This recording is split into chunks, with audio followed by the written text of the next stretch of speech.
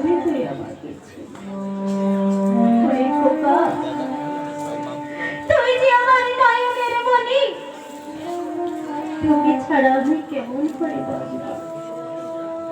তোকে সেই ছোট থেকে বড় করেছি, স্নেহ মায়া মমতা ভালোবাসা দিয়ে লালন পালন করেছি রে খোকা। আজকে তুই আমার মনে দুঃখ দিলি, আজকে তুই আমাকে এত বড় কষ্ট দিলি খোকা।